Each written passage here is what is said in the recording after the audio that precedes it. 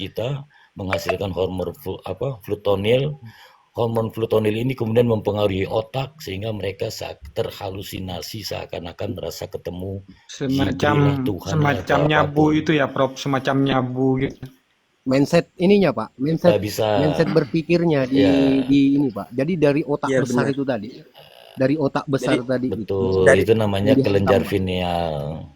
termasuk dari Ya, angan ya Ustadz kelenjar ya. pineal namanya. Itu Godspot. Angan itu yang membentuk Iya. realitas semu. Jadi Itu ada realitas nyata, ada realitas semu. Makanya dijelaskan makanya tuh Gus dari Baha, Al-Quran kan Nah, Pak. jadi Gus Orang Baha manusia sering itu mengingatkan ya begini. jadi kawan. berangan-angan. Nah, Bentar. jadi sebelum saya turun, nih kawan-kawan yang di bawah yang merasa mengamalkan ajaran nenek moyang atau apa, saya cuma kasih tahu nenek moyang kita dulu ketika bicara puasa, ya artinya bukan cuma sekedar puasa batin.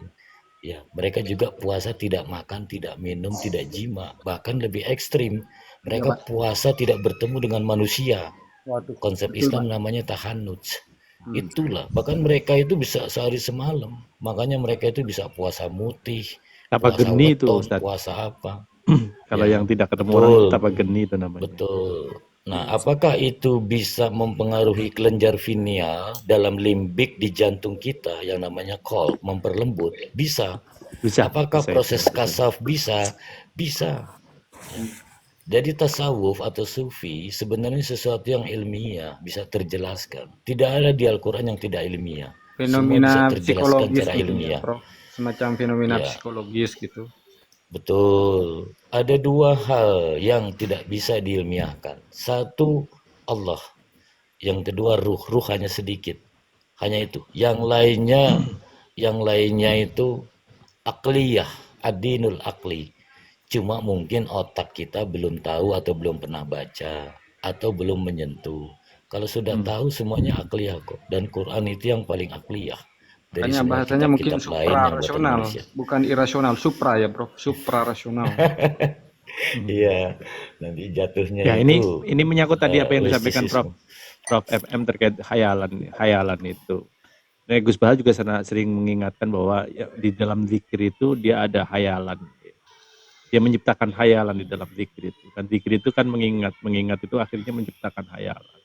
Maka kalau Ya, supaya hayalannya selamat itu belajar dulu, diilmui dulu gitu kata Gus Baha betul, gitu kan. betul, Ilmu betul dulu, setelah sekali. ilmu Itu baru betul. nanti zikir gitu. Iya, Itu Jangan belum ilmiah punya itu. ilmu tapi udah zikir, ini repot. menambahkan Prof. MM tadi, Silakan ya. jadi memang ilmu itu yang menyelamatkan dari imajinasi seperti yang dialami oleh Syekh Abdul Qadir Jailani itu. Eh, terus menambahkan ini, jadi betul yang disampaikan tentang Al-Ghazali itu. Sesungguhnya bukan Al-Ghazali sih pencipta pertama itu.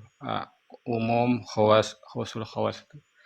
Tapi itu upaya Al-Farabi sebenarnya, kemudian mempengaruhi beberapa pemikir termasuk Al-Ghazali.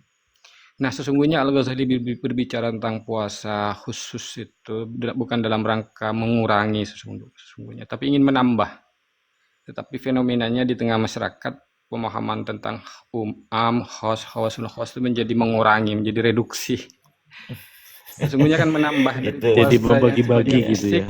ya malah dikurangi begitu, dihilangkan fisiknya karena itu dianggap sebagai betul, syariat. Sesungguhnya itu betul. kan kalau kita mau bicara puasa kan sederhana, Prof. Kita kan melemahkan fisik sebenarnya. Fisik itu kan yang disebut dengan nafsul hayawani itu. Ya, apa nafsu itu kan ada kalau dalam psikologi Islam yang kuno gitu kan, ada nafsun nabat. Jadi jiwa tumbuhan yang hanya bisa makan dan tumbuh gitu.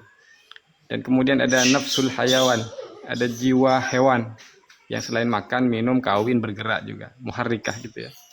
Nah, jiwa yang terakhir nafsul akilah itu yang bisa mengendalikan dua ini. Makan, minum, syahwat, kawin, dan sebagainya itu. Nah, kan puasa itu sebenarnya menekan fisik agar lemah, sehingga sisi spiritual itu menjadi superior gitu, daripada sisi fisik. Nah, kemudian yang menjadi masalah bagi saya itu sesungguhnya yang mereka terapkan di mengaku mereka hakikat itu.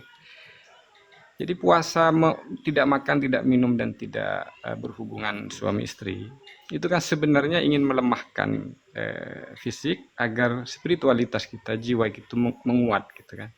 Nah kalau puasa batin yang mereka tekankan sementara fisik tidak dipuasakan, itu kan berarti menguatkan fisik, justru melemahkan batin. Kalau kita pikir secara logis gitu kan. Itu kontra itu ya, kontra apa artinya? Bertolak belakang sebenarnya dengan prinsip puasa yang saya sebut tadi dengan syariat universal itu yang berlaku untuk semua umat. Bahkan tadi kapitayan itu merupakan puasa yang sudah dijalan, bahkan lebih berat sebenarnya, itu jumlahnya bisa berbulan-bulan, kemudian juga bisa tidak mengenal siang malam sesungguhnya, juga mengatur asupan makanan, dibatasi hanya makan nasi, kadang hanya air gitu kan, ada yang berendam di air itu kan. Itu puasa-puasa yang justru lebih berat dari apa yang disyariatkan oleh Nabi Muhammad kalau kita mengacu kepada tradisi nenek moyang kita. Atau Saya kira itu, terima sahur kasih. ya. Atau ada itu yang betul berbuka Ustaz. bersahur itu pakai cabai, ada itu. Itu bapak saya seperti Ya, macam-macam Yang pola. jelas Ada hanya Pak Ustadz, sekepal nasi puasa muti. Tapi inti dasarnya adalah puasa upafasa dari Sanskerta, nenek moyang kita, maupun pada sejarah-sejarah orang-orang sebelum kita dalam Al-Quran, sebenarnya satu inti dasarnya, menahan diri dari makan, minum, jima. Kenapa? Karena itulah 3 unsur dasar dalam konsep tadi yang Ustadz Roji bilang nafsu hewani. Dan itu yang membedakan kita dengan hewan. Kita mampu ya, diberi potensi untuk bisa menahan. Kalau kita beriman, kalau kita tidak beriman, ya, dan kita membiarkan potensi kita untuk menahan tidak berdaya, ya mohon maaf, berarti kita jadi seperti hewan. Ya. Jadi tidak ada ajaran dari literasi nenek moyang Nusantara maupun apalagi literasi teologis yang bilang puasa itu boleh makan, boleh minum, apalagi boleh merokok. Ya, tidak ada. Dalam konsep hakikat manapun juga tidak ada. Ya. dia Nah, itu lupa saya Pak Kiai. nyebutnya bidat. Dia lupa Pak Kiai. Kalau yang dikuburkan itu Berarti intinya ya Prof, antaranya Ya, ilmu dan intinya itu. pengamalan. Ya, ilmu dan pengamalan itu tidak bisa dipisahkan. Syariat dan hakikat, syariat thariqat hakikat juga tidak bisa dipisahkan. Kenapa? Karena ilmu ini sebagai perancang penggerak. Seperti yang disinggung al-ilmu yursyidu ila thariqis sa'adah. Dan itu pun diperkokoh dengan adanya ayat Az-Zumar ayat 9, qul hal yastawil ladzina ya'lamun wal ladzina la ya'lam. sahih. Betul. Di situ kan. Jadi kan gitu, Ya, Prof. itu aja Ustadz, saya izin Loh, mau Prof, naik mau sebentar aja kemana tadi, ini? mau menerang. Saya ngaji diri ini malah Ada lebih tamu. mantap hadirnya Jadi, Cenan, Prof. Ini mohon- ada Rozi, mohon ini izin, Prof. banyak ilmunya. Ini Pak Dia Ustadz, dosen saya S2 Rozi ini, SKI lagi, lebih fasih lagi keilmuannya Ya, Rozi tunggu S2 Bang Jati kan. sebentar lagi, sebentar lagi. Filsafat saya Prof, dosen bukan ya. SKI Prof, filsafat UGM Prof. Jangan turun dulu, filsafat. Prof. Saya mohon izin untuk mohon bimbingannya nih para alim semua yang di sini. Bang Prof, ditunggu dulu, itu Bang Jati mau ada tanya pertanyaan. Ditunggu sebentar. Iya, Oh, Ya, ya, silakan iya. Bang Jati. Satu pertanyaan kita Masih diskusi ada. ya. Satu Iya. lagi ya. silakan. Ini alhamdulillah ini pas buka TikTok kebetulan ketemu tema tentang tasawuf. Jadi sekalian saya ingin belajar juga gitu.